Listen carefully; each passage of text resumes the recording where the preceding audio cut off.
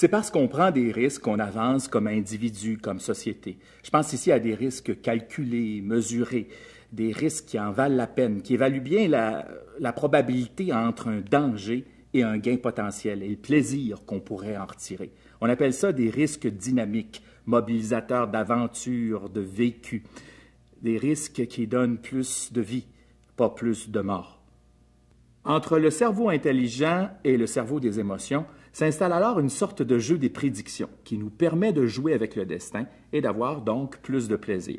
D'ailleurs, dans notre tête, il y a un centre qu'on appelle le centre de la récompense qui, lorsqu'il est activé, va produire, lui, de la dopamine qui est l'hormone du plaisir. Certaines personnes cherchent avidement du plaisir, toujours, tout le temps, ou encore vont chercher à activer leur dopamine au mauvais moment, par exemple en conduisant. Tout le monde a besoin de dopamine, c'est pas là la question. C'est une question de mesure pour éprouver son corps en transformation, pour mesurer ses certitudes et ses incertitudes, pour transgresser avec l'alcool, avec les gars, avec les filles, pour bâtir de nouvelles théories, pour bâtir de nouvelles idées. L'adolescent a besoin de flyer, donc de produire de la dopamine et de prendre certains risques.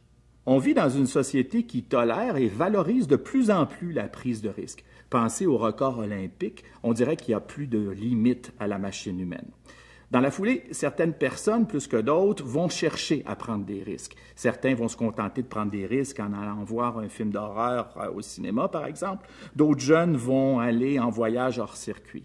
Enfin, certains vont faire de la prise de risque un réel métier, avec un entraînement particulier, dans un contexte particulier.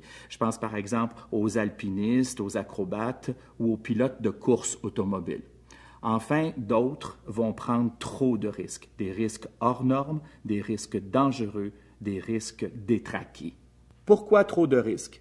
Parfois, tout simplement parce qu'on n'a pas suffisamment dormi. Le sommeil va beaucoup influencer la prise de risque. Et on s'est aperçu que les jeunes d'aujourd'hui dormaient en moyenne 1 heure de moins que ceux d'il y a 20 à 30 ans.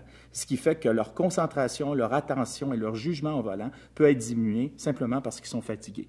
Certaines conditions de naissance ou des troubles d'apprentissage, par exemple, peuvent augmenter la prise de risque. Je pense par exemple à l'impulsivité, à l'hyperactivité, aux problèmes de flexibilité mentale, à des troubles de mémoire ou tout simplement à des troubles de l'attention chez ceux qui auraient une maladie de l'attention qui serait insuffisamment soignée. Les adolescents insécurisés par la vie, ceux qui ont eu des parents négligents, maltraitants, ceux qui n'ont pas eu de chance dans la vie, ceux qui sont violents, agressifs, eh bien ces ados-là, ils vont prendre plus de risques que les autres, comme le couchsurfing ou la vitesse. On les repère facilement par leur faible estime de soi, par leur trouble du langage, aussi par leur difficulté à communiquer avec les autres ou à attendre quelque chose des autres. Ils multiplient les échecs scolaires, familiaux, sociaux de toutes les sortes. Ils se tiennent avec certains groupes d'amis dans certains quartiers, avec d'autres amis qui sont enclins à d'autres dépendances. En fait, ils sont dans une escalade de risques.